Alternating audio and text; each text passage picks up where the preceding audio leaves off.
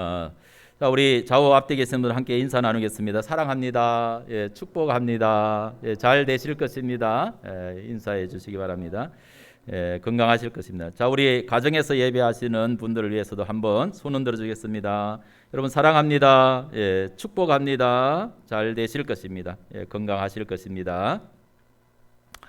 오늘 이제 사순절 두 번째 주일이고 또 이제 그 학원 선교 및 장학 주일입니다.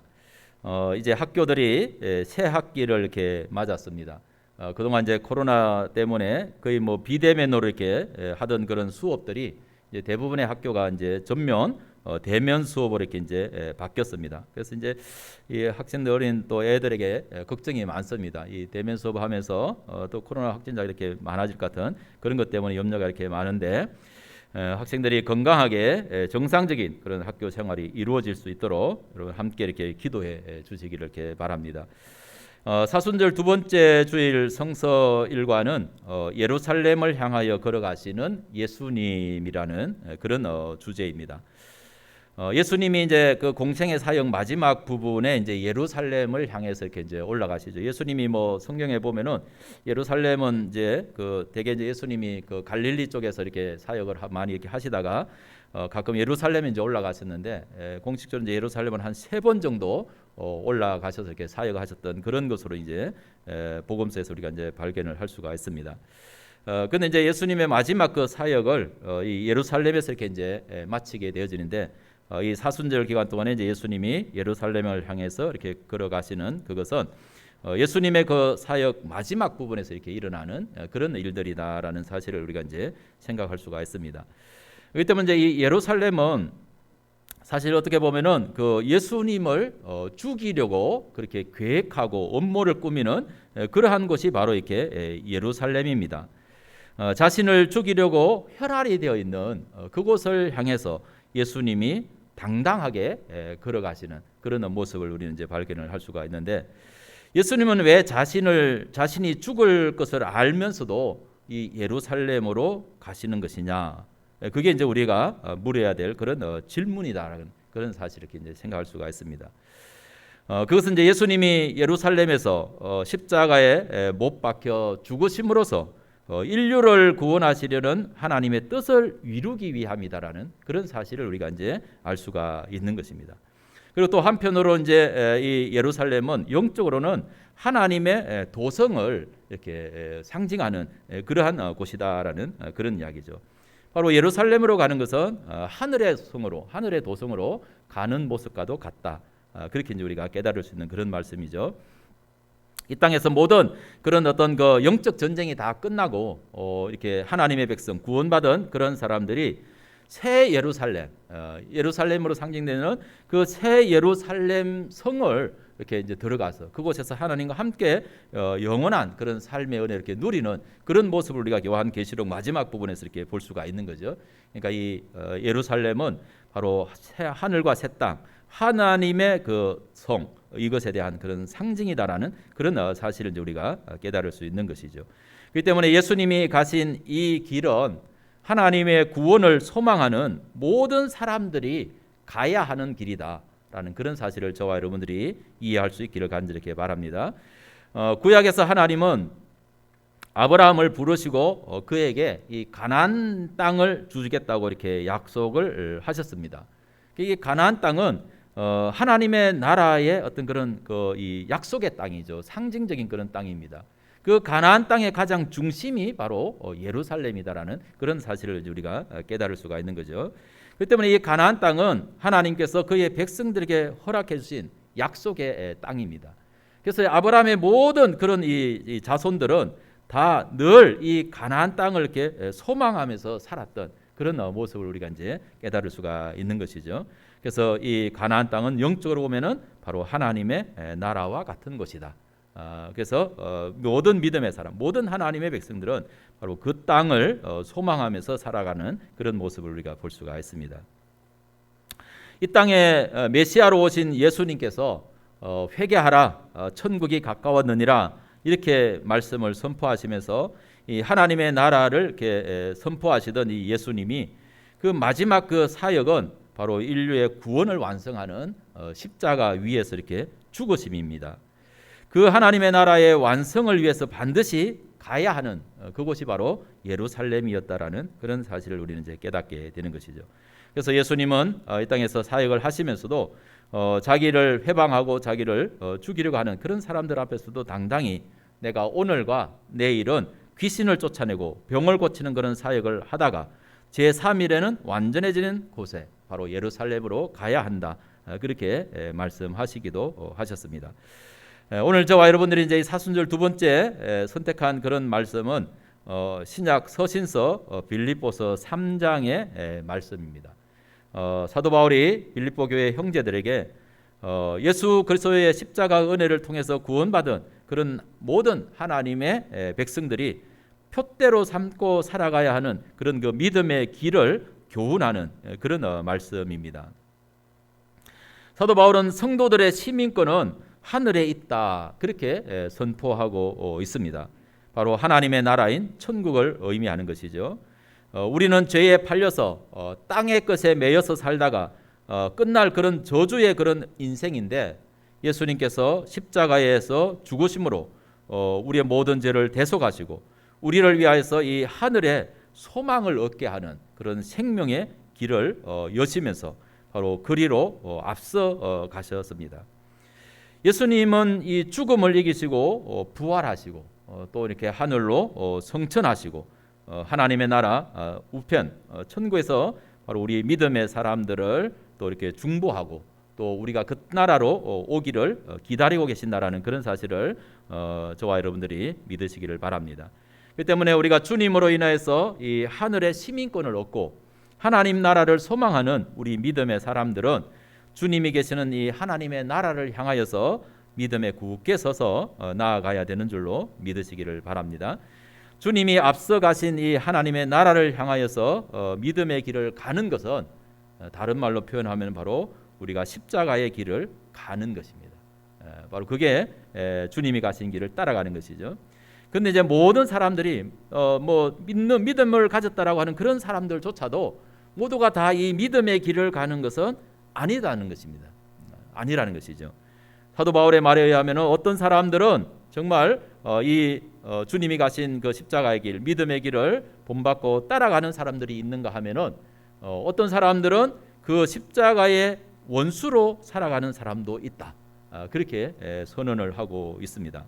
그러면서 사도 바울은 믿음의 형제들에게 너희는 함께 나를 본받으라 그렇게 말씀하죠. 3장 10절 보면은 형제들아 너희는 함께 나를 본받으라 그리고 너희가 우리를 본받은 것처럼 그와 같이 행하는 자들을 눈여겨보라 이렇게 권면을 하고 있습니다. 자, 사도 바울이 빌립보 믿음의 형제들에게 너희는 함께 나를 본받으라 이렇게 이야기를 하는데 바울의 이와 같은 이 권면은 자기가 자기 믿음이 대단해서 자기의 믿음을 자랑하는 그런 우월감에서 이런 권면을 하고 있는 것이 아니다라는 그런 사실을 저와 여러분들이 이해할 수 있기를 바랍니다. 바울의 삶은 그리스도를 믿기 전과 그리스도를 믿고 난 후에 그의 삶은 완전히 바뀌었죠. 한마디로 그리스도를 믿기 전에 바울의 삶은 십자가의 원수로 살았던 그런 삶과도 같았습니다. 그러나 예수 그리스도를 만난 후에 바울의 삶은 정말 온전히 주님이 가신 그 십자가의 길, 그 고난을 자기의 온 몸으로 감당하면서 살았던 그런 믿음의 사람이라는 것을 우리는 이제 깨달을 수가 있습니다.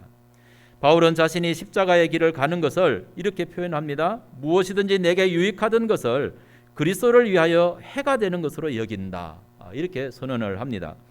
그 이유는 예수 그리스도를 아는 지식이 가장 고상한 것인데 자기에게 유익하던 그런 것을 위해 살던 그런 모든 것들이 오히려 이 그리스도를 아는데 방해가 되기 때문에 그 모든 것들을 자기는 다 이렇게 해가 되는 것으로 이렇게 여긴다.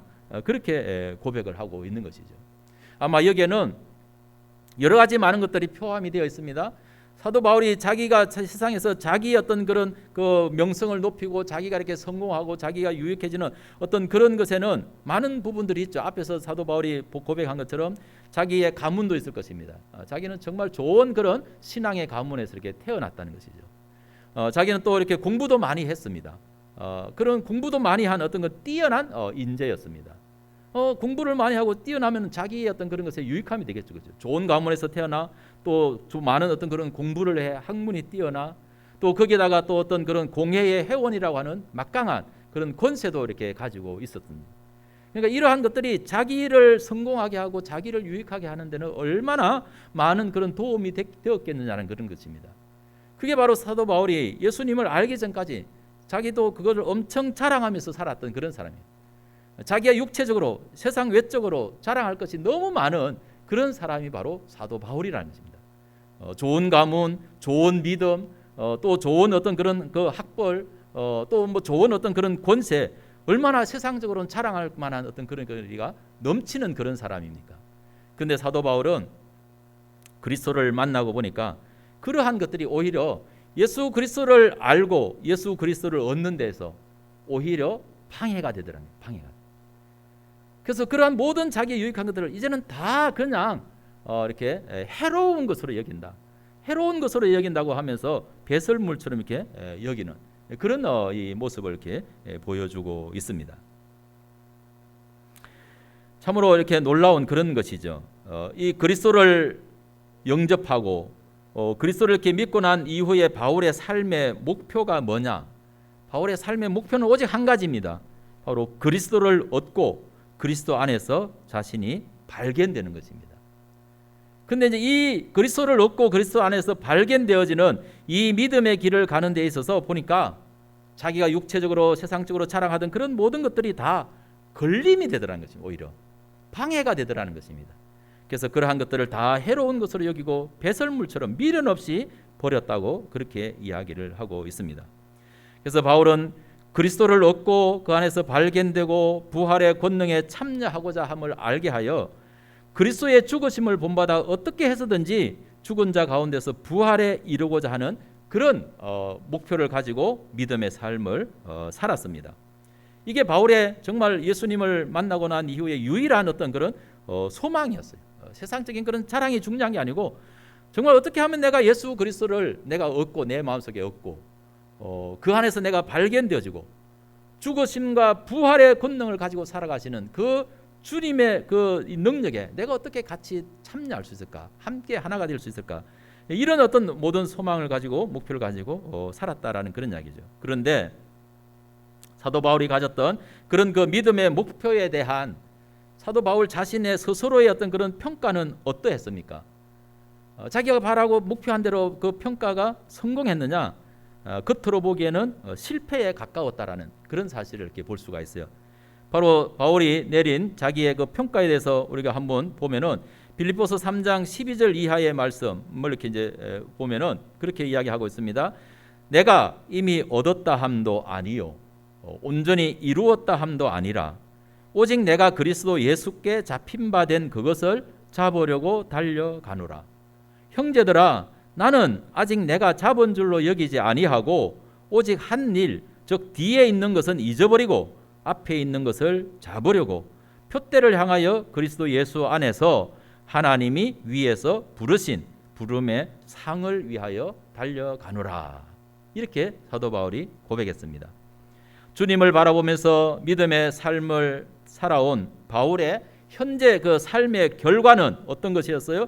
이미 얻은 것도 아니었고 온전히 이룬 것도 아니었습니다. 아직도 자기는 잡지 못했다고 그렇게 이야기를 하고 있습니다. 그런데도 어찌 바울은 빌립보의 그 믿음의 형제들에게 왜 자신의 믿음을 본받으라고 그렇게 당당하게 말을 할 수가 있는가? 그게 궁금하지 않아요? 자기가 믿음의 목표로 했던 어떤 그러한 것들이 이루어진 것도 아닌데 붙잡은 것도 아닌데 어떻게 보면 참 실패한 것 같은데 그런데도 불구하고 어떻게 나의 믿음을 본받으라 이렇게 이야기를 하고 있느냐라는 그런 이야기죠. 사도 바울이 자기의 믿음의 목표를 아직 이루지는 못하였지만 그 목표를 이루기 위해서 포기하지 않고 달려갈 수 있었던 이유, 그 이유는 자신이 그리스도에게 붙잡혀 있기 때문이다. 그렇게 고백을 하고 있습니다. 그래서 바울은 자신을 본받으라고 당당히 말한다라는 그런 이야기죠. 이 사실이 굉장히 이렇게 중요합니다. 바울이 자기가 목표로 했던 그런 소망을 붙잡은 것이 아니고 또 그것을 이렇게 자신이 붙잡고 있는 그런 것이 아니고 바울이 그리스도를 붙잡고 있는 것이 아니고 그리스도께서 주님께서 사도 바울을 붙잡고 있다는 것입니다. 이게 굉장히 이렇게 중요한 거죠. 우리가 이걸 주님을 그리스도를 이렇게 붙잡으려고 하는 어떤 이것보다 더 중요한 것이 바로 주님이 우리를 붙잡고 계신다라고 하는 이 사실은 굉장히 중요한 것입니다. 주님께서 바울을 붙잡고 있고 주님께서 저와 여러분들을 붙잡고 있다라고 하는 그런 것을 우리가 깨닫는 순간 내가 바라는 믿음의 삶의 성공, 실패 그거는 중요하지 않다는 것입니다. 가장 중요한 것은 바로 나를 붙잡고 계시는 주님, 나를 붙잡고 계시는 그 하나님의 부르심에 대한 우리의 반응이라는 것입니다. 이게 중요한 것입니다. 그래서 사도 바울이 믿음의 형제들에게 나를 본받으라 이렇게 하는 것은 자신이 목표한 믿음의 성공, 실패를 본받으라고 하는 그런 말이 아닙니다. 그런 말이 아니고 아직 잡지 못한 그런 실패, 즉 뒤에 있는 그런 것은 잊어버리고 자기를 붙들고 계시는 하나님의 그 부르심에 응답하는 그런 자신의 모습을 본받으라 이렇게 말하는 줄로 믿으시기를 바랍니다. 하나님의 말씀을 따라서 우리의 구원을 이루기 위해서 이 십자가의 길을 가신 예수님께서도 그러하셨습니다. 히브리서 12장 1절 2절의 말씀을 보시면은 이러므로 우리에게 구름같이 둘러싼 허다한 정인들이 있으니 모든 무거운 것과 얽매이기 쉬운 죄를 벗어버리고 인내로서 우리 앞에 당한 경주를 하며 믿음의 주요 또 온전하게 하신 이 예수를 바라보자. 그는 그 앞에 있는 기쁨을 위하여 십자가를 참으사 부끄러움을 개의치 아니하시더니 하나님 보좌 우편에 앉으셨느니라 그랬습니다. 주님이 가시는 그 믿음의 길에도 이 바로 이 십자가를 지고 가는 그 길은 쉬운 일이 아니었다는 것입니다. 그건 세상적인 관점으로 보면 성공하는 그런 일도 아니었다는 것입니다.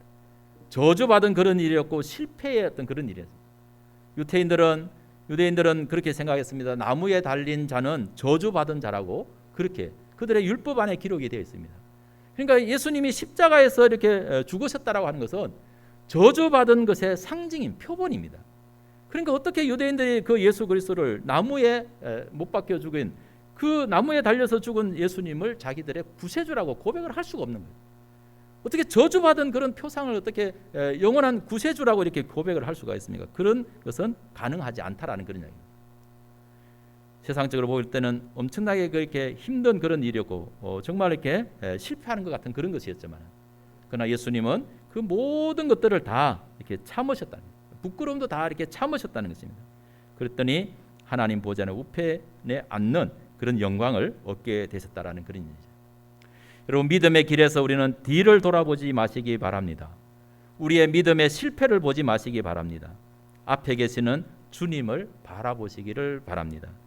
예수님 안에서 우리를 붙잡고 계시는 하나님의 부르심을 바라보면서 믿음의 경주를 달려가시기를 바랍니다. 바울은 자기에게 유익하다고 생각하는 모든 것을 배설물처럼 여기면서 오직 앞에 계시는 주님을 표대로 삼고 믿음의 경주를 했습니다. 바울에게서 주목할 것은 그의 수많은 성공과 실패가 아니라 하늘의 시민권을 가진 사람으로서 하나님의 부르심에 끊임없이 응답하는 모습이라는 것입니다. 우리가 실패할 수도 있고 성공할 수도 있어요. 근데 그게 중요한 것이 아니라는 것입니다. 앞에서 우리를 항상 붙잡고 계시고 우리를 이끌어 가시고 우리를 부르시는 그 주님 앞에 우리가 어떻게 응답하느냐는 것입니다. 실패해도 주님의 부르심에 응답해서 다시 일어서고 성공했다고 내가 자만하지 않고 다시 주님 앞에서 겸손하게 주님의 부르심을 향해서 우리가 달려가는 그 모습이 바로 우리가 본받아야 될 그런 모습이라는 사실을 저와 여러분들이 이해하게 되기를 간절히 바랍니다. 사도 바울은 자신만을 본받으라고 언급하지 않습니다. 너희가 우리를 본받은 것처럼 그와 같이 행하는 자들을 눈여겨보라 이렇게 이야기합니다. 나를 본받으라고 이렇게 하면서 너희가 우리를 본받은 것처럼 또 그와 같이 행하는 자들을 눈여겨봐라. 세상에는 이와 같이 나처럼 주님의 그 부르심을 향해서 믿음의 길을 달려가는 많은 형제들이 있다는 것입니다. 그런 믿음의 사람들의 삶의 모습을 한번 이렇게 눈여겨보라는 그런 이야기죠. 여기 사도 바울이 이야기하는 너희가 우리를 본받은 것처럼 이렇게 하는 이 우리라고 하는 것이 이제 여러 사람을 복수적인 그런 개념으로 표현하는 그런 단어 아닙니까? 바로 여기에 등장하는 이 우리가 누구냐? 바로 사도 바울과 함께 동역했던 디모데 그리고 에바브로 디도를 이렇게 지칭하는 그런 이제 말이라고 학자들이 이야기를 합니다. 특히 이제 이 에바브로 디도라고 하는 이 사람은 빌립보 교회가 로마 감옥에 있는 바울을 돕기 위해서 바울에게 선교비도 보내주고 바울의 어떤 그런 감옥에 있는 바울의 뒷바라지를 하기 위해서 이렇게 빌립보 교회가 이렇게 로마에 파송한 사람이 바로 이 에바브로 디도라는 사람입니다. 근데 이 에바브로 디도가 로마에 온 지 얼마 되지 않아서 아마 그 일이 너무 힘들었는지 육체적으로 감당하기 어려웠는지 병이 들게 되어졌어요. 병이 들었어요. 그러니까 자기들이 바울을 뒷바라지하라고 그렇게 보낸 에바브로 디도가 병들었다라고 하는 그런 소식이 빌립보 교회에 전해졌죠. 그랬더니 이제 빌립보 교회 성도들이 그 소식을 듣고 굉장히 걱정 근심을 이렇게 많이 하게 됐어요. 사도 바울이 그 소식을 들었습니다. 바울은 빌립보 교회가 이 에바브로 디도의 그 건강 때문에 근심한다라고 하는 그런 소식을 듣고 빌립보 교회 교인들을 위로하려고 그렇게 했는데 마침 이제 에바브로 디도가 건강이 회복되었어요. 그래서 건강이 회복되어져 가지고 에바브로 디도를 이 빌립보 교회 편지를 보내면서 같이 함께 보냈습니다. 같이 에바브로 디도가 같이 가서 네가 건강한 그런 모습을 빌립보 교회 형제들에게 보여주고 너 때문에 걱정을 많이 했는데 기도했는데 네가 이렇게 건강하게 됐다라는 그런 모습을 보면 서로 위안이 되지 않겠느냐. 그래서 이제 그 에바브로 디도를 같이 이렇게 이제 보낸 거죠. 그래서 바로 이제 그걸 이렇게 잘 영접을 해달라 이렇게 이제 권면을 하는 것이죠. 바로 에바브로 디도도 자신의 몸을 아끼지 않고 자신의 어떤 그런 육적인 건강을 돌보지 않고 그리스도의 복음을 위해서 믿음으로 사는 그런 사람이다라고 하는 이런 사실을 이제 바울이 소개하고 있는 그런 이야기죠. 그래서 바울은 이처럼 이 그리스도의 복음을 위해서 헌신하는 이런 다른 동역자들의 삶을 빌립보 교인들이 또 보고 배우기를 바랐던 그런 모습을 이제 발견하게 되어집니다. 그러면서 바울은 18절에서 그런 말을 합니다. 내가 여러 번 너희에게 말하였거니와 이제도 눈물을 흘리며 말하노니 여러 사람들이 그리스도의 십자가의 원수로 행하느니라. 그렇게 이야기합니다. 많은 사람들이 십자가의 원수로 행한다. 그러면서 탄식을 하고 있는 거죠.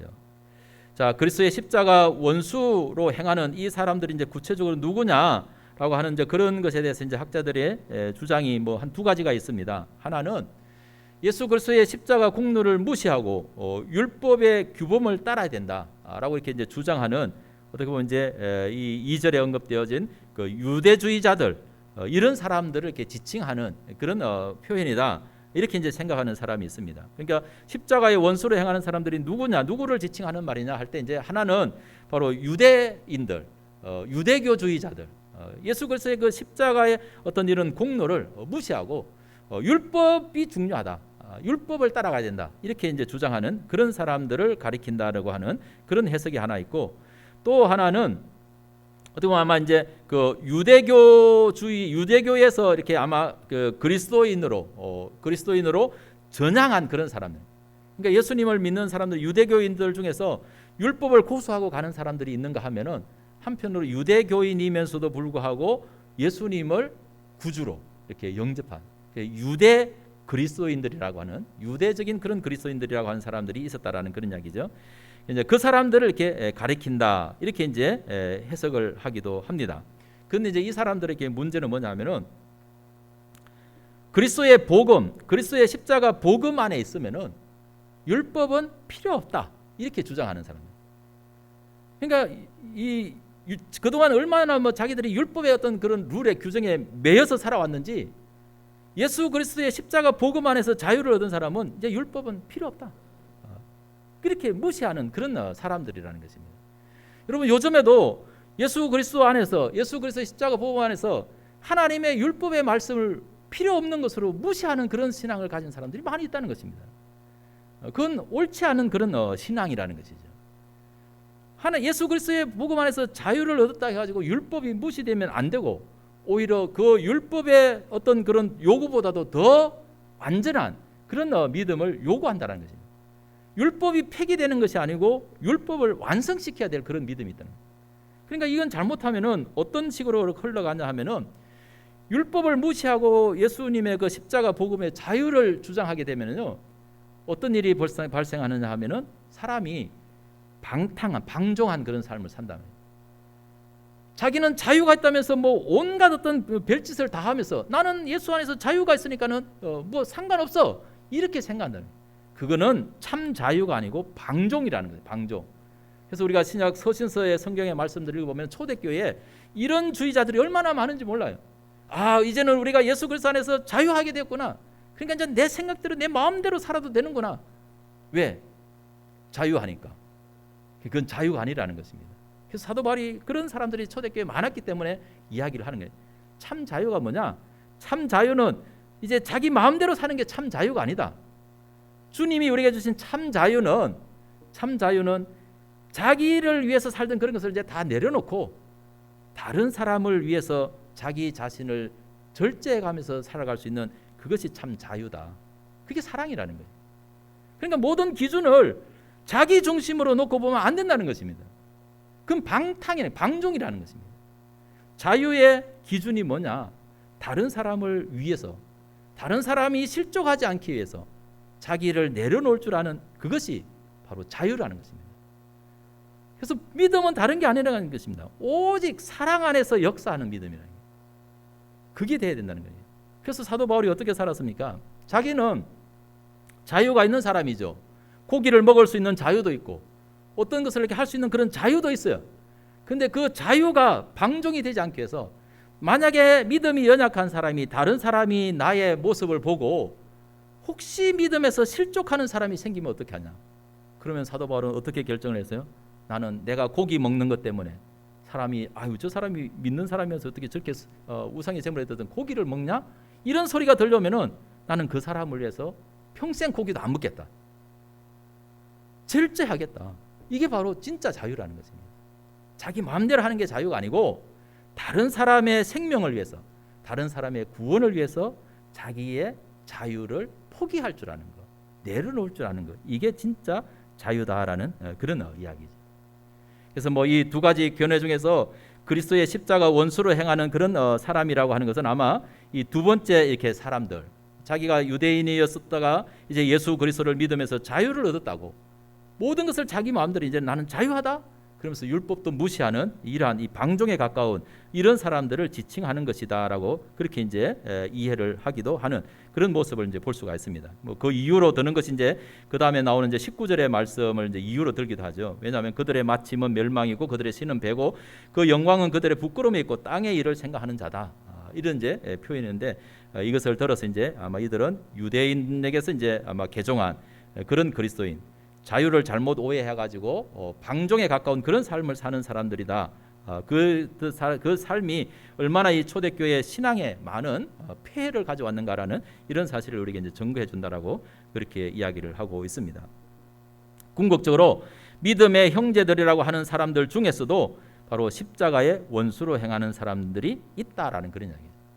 왜? 예수님이 주신 복음, 그 자유를 자기를 위한 어떤 그런 것으로 오해해가지고 방종으로 치닫는 그런 삶이기 때문에 그렇다라는 그런 이야기죠. 그래서 이는 앞에서 말한 것처럼 다 자기의 일을 구하고 그리스도 예수의 일을 구하지 않는다는 것입니다. 예수님이 우리에게 주신 자유는 나를 위한 어떤 그런 것을 구하는 자유가 아니라는 것입니다. 그런 복음이 아니라는 것입니다.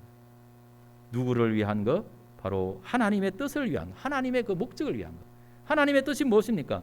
바로 많은 사람들이 나의 어떤 그런 삶을 통해서, 나의 믿음을 통해서 다른 사람이 구원을 받을 수 있는, 은혜를 받을 수 있는 그런 길이라면은 나의 모든 그런 자유를 다 포기하고 내려놓을 수 있는 그런 그 믿음, 이걸 이제 하나님이 요구하신다라는 그런 이야기죠. 그래서 저와 여러분은 항상 말씀으로 우리 자신의 믿음을 돌아보고 경계해야 되는 줄로 믿으시기를 바랍니다.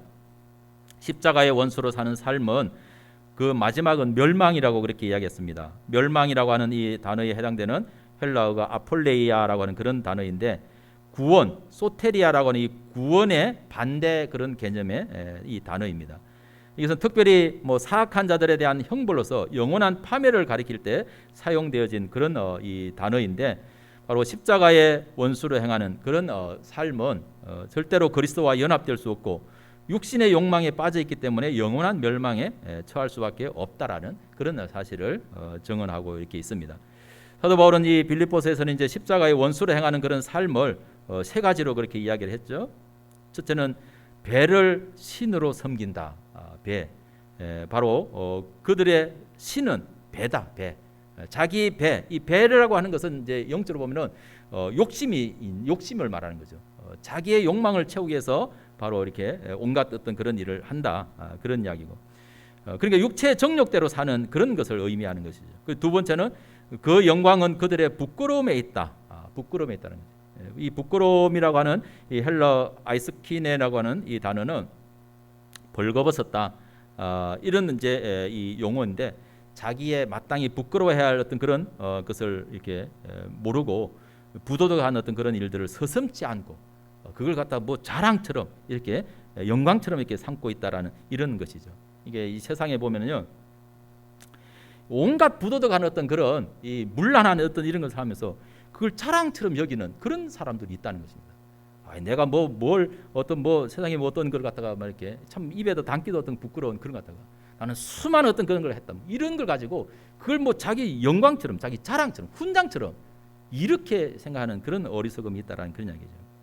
근데 그것은 그 마지막은 멸망이 될 수밖에 없다는 것이죠. 그리고 세 번째 십자가의 원수는 땅의 일을 생각한다라는 그런 이야기입니다. 땅의 일. 이것은 자기의 어떤 그런 육적인 어떤 그런 모든 욕망, 이 땅의 어떤 그런 모든 것들을 이렇게 소망으로 삼고 사는 그런 삶을 말하는 거죠. 그런데 그리스도인들은 뭐라고 이야기하는 게, 사도 바울은 이야기하기를 땅의 것을 버려라, 땅의 지체를 죽여라.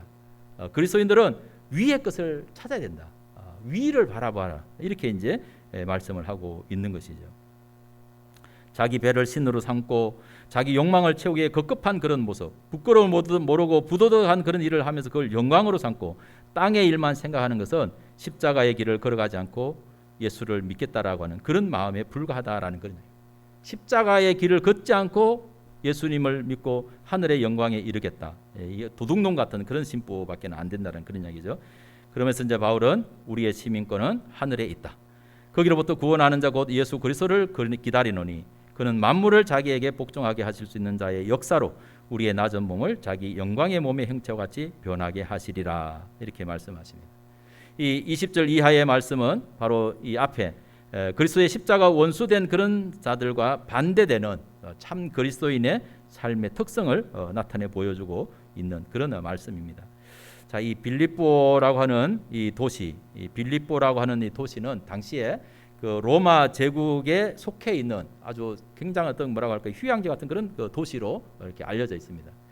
그러니까 이 빌립보라고 하는 이 큰 도시가 로마의 속국 아래에 이렇게 있으니까 거기서 또 이제 뭐 로마의 어떤 그런 상륙천, 그 로마 어떤 시민권을 가진 그런 귀족들이 거기에 많이 이렇게 살고 있어요. 그러니까 로마 시민권을 가지고 사는 사람들의 특권이 얼마나 대단한지 몰라요. 당시에 대단한 그런 그 특권이었죠. 뭐 우리가 한때 뭐 보면은 야, 미국의 시민권을 가지면은 뭐 대단한 것으로 이렇게 알았잖아요. 그렇죠? 그래서 미국 시민권을 얻게 해주기 위해서 자녀도 뭐 미국에 가서 태어나면 시민권을 얻는 게 원정 출산도 하고 막 그런 때도 이렇게 있지 않았으니까 당시에 로마의 시민권을 가지고 이렇게 산다는 것은 대단한 특권이었다는 거예요. 그러니까 이 빌립보에 사는 믿음의 사람들이 야, 참 로마의 시민권을 갖고 사는 사람 얼마나 부럽냐. 그런 어떤 유혹이 이렇게 이제 받게 되는 그런 모습을 이렇게 볼 수가 있는 것이죠. 사도 바울은 자기도 로마 시민권을 가진 사람 아닙니까? 사도 바울은 나면서부터 자기는 로마 시민권을 가졌다 그랬어요. 근데 이 정말 뭐 로마의 어떤 장군 안에 보니까 높은 귀족들 사람들 보니까 자기들은 그 로마 시민권을 얻기 위해서 엄청 돈을 많이 들여가지고 이렇게 샀는데, 사도 바울은 나는 태어나면서부터 로마 시민권을 가졌다 그러니까 깜짝 놀래가지고. 왜냐하면 로마 시민권을 가진 사람은 함부로 이렇게 치지도 못해요. 그러니까 아무 것도 없이 그냥 아무 이유도 없이 그 폭행을 했다가 만약에 로마 시민권을 폭행했다 그러면 재판에 가면은 엄청난 그런 불이익을 당하는 거예요. 사도 바울이 로마 시민권을 가진 사람인 줄 모르고 빌립보 사람들이 이렇게 바울을 갖다 이렇게 막 두들겨 패가지고 막 이렇게 가두고 그랬잖아요. 근데 나중에 이제 이렇게 가라고 이렇게 하니까 아니 내가 로마 시민권을 가진 사람인데 아무 이유도 없이 나를 두들겨 패놓고서는 이제 그냥 가라 그렇게 말을 해? 이렇게 이야기합니다. 로마 시민권을 가졌다 그러니까 놀래가지고 와가지고 그런 이야기. 그게 바로 이제 로마 시민권의 어떤 특징이라는 것입니다. 그런데 우리 믿음의 사람은 로마 시민권보다 더 좋은 바로 하나님의 나라의 시민권을 가진 사람들이다. 이걸 이렇게 사도 바울이 선포를 하고 있습니다.